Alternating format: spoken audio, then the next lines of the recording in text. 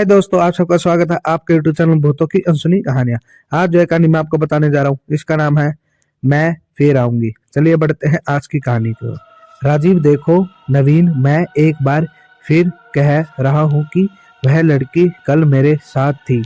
हम दोनों ने इकट्ठे खाना भी खाया था।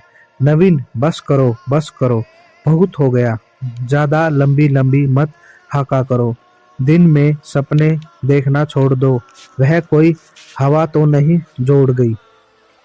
राजीव, हवा भी हो सकती है। नवीन, मगर वह हवा थी कौन? राजीव, मैं आपसे यही तो पूछ रहा हूँ कि वो कौन थी जो रात आपके जन्मदिन की पार्टी में आपके साथ नाच रही थी। उसे देखकर मुझे ऐसा लग रहा था जैसे आकाश से कोई परी उतर आई हो, जिसकी सुंदरता को देखकर देवताओं के मन भी डोल जाए। ऐसी सुंदरता मैंने आज से पहले कभी नहीं देखी।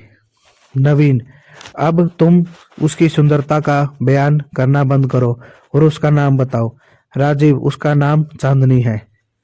नवीन, मेरे दोस्त राजीव, मेरी पार्टी में चांदनी नाम की कोई लड़की आई नहीं थी और ना ही मैं इस नाम की लड़की किसी लड़की को जानता हूँ।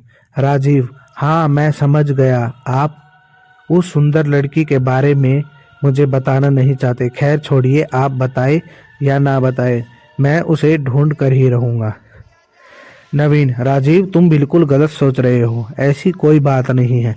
जब मैं चांदनी नाम की ऐसी कोई लड़की को जानता ही नहीं तो मैं तुम्हें क्या बताऊंगा। ना जाने तुमने कौन सी लड़की देख ली जिसके लिए तुम पागल हुए जा रहे हो। राजीव, हाँ मैं पागल हो गया हूँ। जब से उस लड़की को देखा है मुझे एक पल के लिए भी चैन नहीं है। जहाँ देखता हूँ वही नजर आती है। अब आप ही बताइए मैं क्या करूं? मुझे बस एक बार उससे मिलना है। नवीन, मुझे तो लग रहा है ये तुम्हारा कोई वहम है। तुमने कहा था कि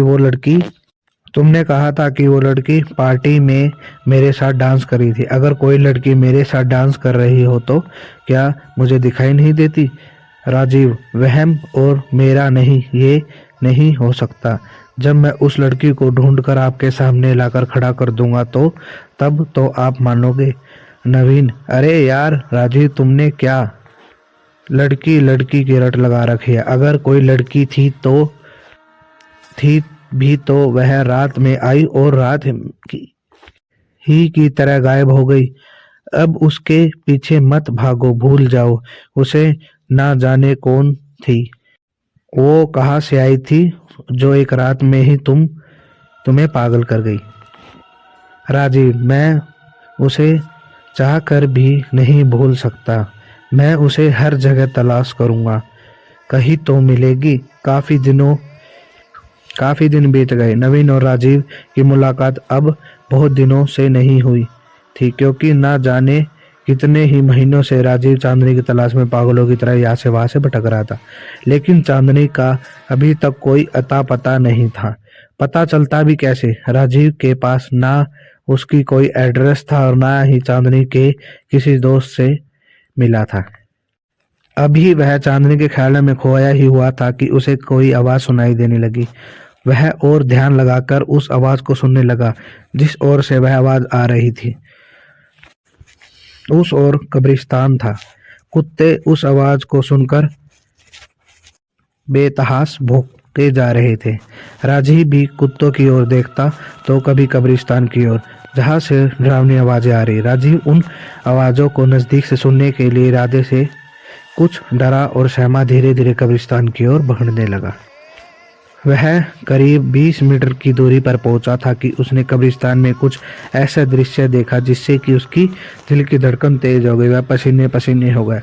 उसने कब्रिस्तान में कब्र में के अंदर से कोई बाहर निकला। जैसे ही उसने वह दृश्य देखा वह वहां से भागा। करीब 150-200 मीटर की दूरी पर बस स्टॉप था। वहां जाकर उसने सांस ली।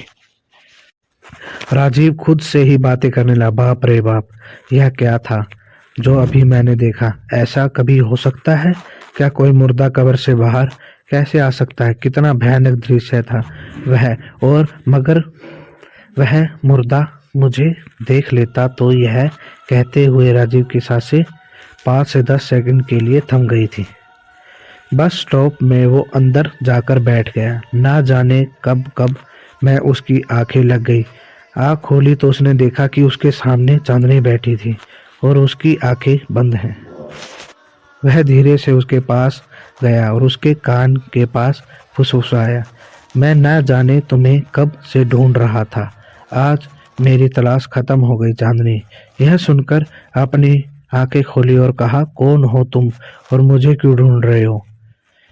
क्या मैं तुम्हें जानती हूँ? राजीव, नहीं, तुम मुझे नहीं जानती, लेकिन मैं तुम्हें अच्छे से जानता हूँ। या यूं कहूँ, कह लो, जिस दिन से तुम्हें देखा है उस दिन से मैं तुमसे मिलने के लिए बेचैन हूँ। तुम्हारी खूबसूरती को निहारने के लिए मरा जा रहा हूँ। चांदनी, ओह अच्छा, तो ये बात है। राजीव, हाँ हाँ, यही बात है। चांदनी, तो तुम मेरे साथ हम बिस्तर होना चाहते हो? मैंने सही कहा ना? राजीव, तुमने तो एक बार में ही मेरे मन की बात जान ली। तुम्हें कैसे पता चला कि मैं यही चाहता हूँ? चांदनी, हाँ हाँ हाँ, मुझे सब पता है, लड़के लड़कियों से क्या चाहते हैं। राजीव, अच्छा, सब पता है। लगता है आग दोनों तरफ बराबर लगी है। क्या तुम भी वही चाहती हो जो मैं चाहता हूँ? चांदनी, और कितनी लड़कियां को तुम यह बात कह चुके हो? राजीव, तुम पहली हो जो आज से पहले मैंने बात किसी को नहीं कह सका। तब चांदनी ने भारी आवाज में कहा, झूठ, तुम झूठ बोल रहे हो। मुझे पहले ना जाने तुम कितनी लड़कियों को यह बात बोल चुके हो। जैसे ही चांदनी ने यह बात कही उसकी आंखें लाल हो गई और उसका चेहरा इतना डरावना मानो राजे के प्राण लेने सवे यमराज धरती पर आ गए हो। और लंबे लंबे नाखूनों से उसने एक बार में ही राजीव का सर धड़ से अलग कर दिया। और वह कह रही थी, औरत को बस भोग विलास की वस्तु समझने वाले इंसानों का यही हाल होना चाहिए। अब से कोई भी इंसान किसी औरत या लड़की को सिर्फ एक वस्तु की तरह देखेगा तो मैं उसको नहीं छोड़ूंगी, मैं फिर आऊंगी। हाँ हाँ। और ऐसी ही कहानी को सुनने के लिए हमारे चैनल को सब्सक्राइब करें। धन्यवाद।